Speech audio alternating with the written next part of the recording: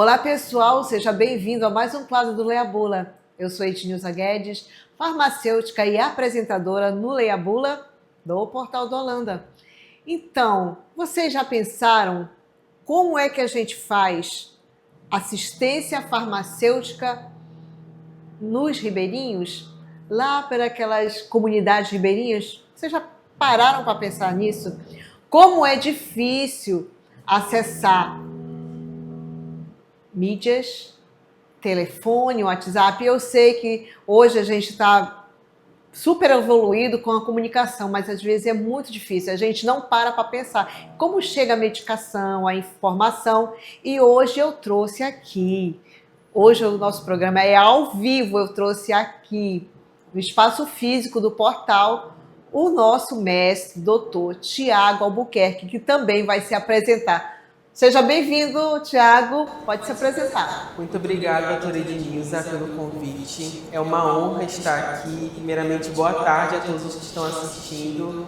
Queria dizer que é um privilégio estar aqui enquanto farmacêutico, profissional da saúde, para falar de um tema que é tão importante para a nossa sociedade.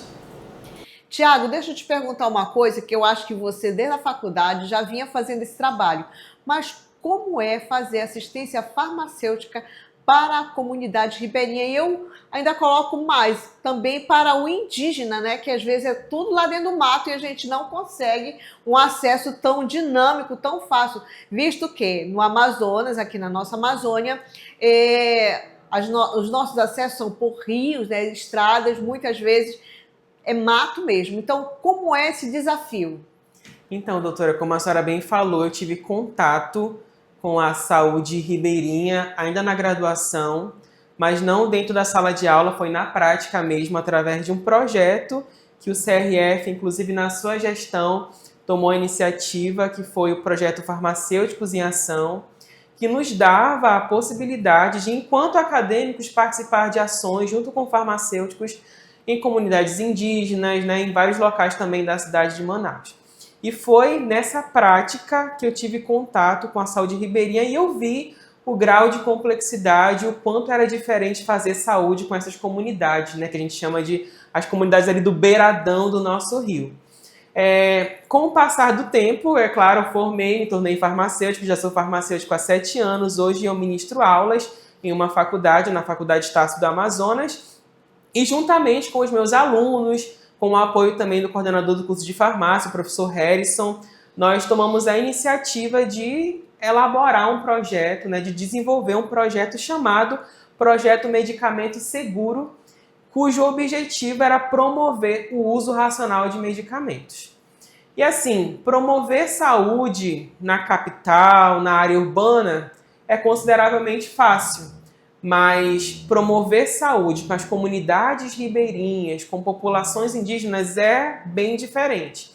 E é importante destacar que isso a gente não aprende em sala de aula. Nós não temos uma disciplina para falar sobre saúde ribeirinha. Colocar a mão na massa, né, Thiago? Exatamente. E através desse projeto, né, os alunos, os acadêmicos de farmácia, e eu também, que é sempre uma boa oportunidade, né, estar em contato com a população ribeirinha, a gente teve a oportunidade de atender diversas áreas ribeirinhas e entender como é que funciona essa assistência farmacêutica. E um fator bem interessante é que nós iniciamos o projeto e o nosso foco era combater a automedicação, que é o uso irracional, né?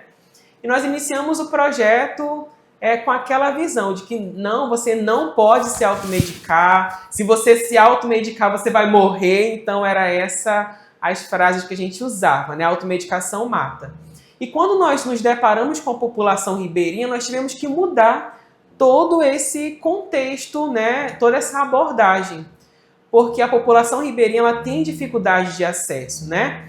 A nossa região amazônica é uma região peculiar, ela tem as suas dificuldades de acesso, o acesso à saúde é bem complexo.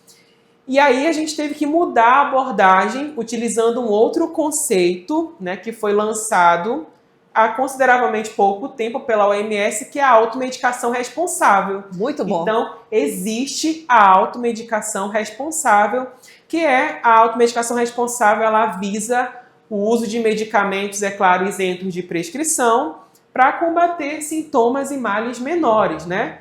Então, a nossa iniciativa foi atender esse público e orientar como eles poderiam fazer essa automedicação de forma consciente. Então, nós levamos vários materiais informativos mostrando para aquela população como elas poderiam fazer uso desses medicamentos de forma correta, nos horários corretos, nas doses corretas, né?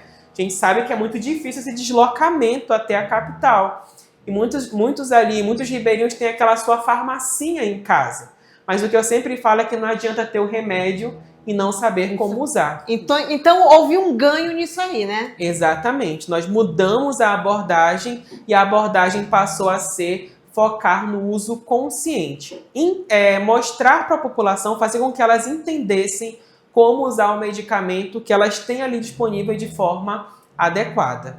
Então, esse é um dos grandes desafios, né, da saúde ribeirinha. Você acha que com o passar do tempo, porque a saúde também é uma evolução, vai mudar um pouco mais e entrar no contexto também da fitoterapia? Porque a gente sabe que a comunidade ribeirinha e os indígenas, eles têm a própria cultura deles de usar muitos chás e ervas. Exatamente. A população ribeirinha ela tem o hábito, a cultura de cultivar plantas medicinais e fazer uso delas. As plantas medicinais, a fitoterapia também foi um foco nosso, né? Nós levamos também materiais informativos de como fazer o uso correto dessas plantas medicinais, porque, Ednilza, existe um grande mito que se espalha ainda na sociedade de que o que é natural não faz mal. Quando, na verdade, essas plantas medicinais podem sim fazer mal se usadas de forma incorreta. Então, o projeto também focou nisso. Muito bom. Você quer deixar algum recado para a classe farmacêutica, para o pessoal que segue o portal, segue os nossos Instagrams? Então, nós, enquanto farmacêuticos, eu ainda vejo que nós temos uma educação, um ensino bem deficiente, né? As nossas ementas, elas não contemplam esse contexto da saúde ribeirinha, saúde indígena, das populações vulneráveis a qual nós temos contato. Então, como nós não temos isso em sala de aula, é muito importante arregaçar as mangas e ir para a prática. Então, eu incentivo muito que mais projetos como esse sejam executados, porque a nossa população ela precisa muito desse apoio, desse suporte do farmacêutico. O farmacêutico é um profissional da saúde essencial, indispensável, e nós precisamos estar junto também dessas populações. Então é muito importante a gente se debruçar nesses conteúdos, entender mais sobre fitoterapia, plantas medicinais, já que é uma realidade local do nosso estado. Eu agradeço a participação, doutor Tiago, muito saudável, ele muito novo, já trabalhava, já colocava a mão na massa. E eu peço que vocês sigam o Portal do Holanda em todas as suas mídias sociais, Facebook, Instagram, site, também @ednilzaguedesfarma. Essa nossa conversinha aqui vai estar lá no meu Instagram e no Instagram do portal também, fazendo collab com os Instagrams do professor Tiago Albuquerque. Muito obrigada e até o próximo Leia a Bula.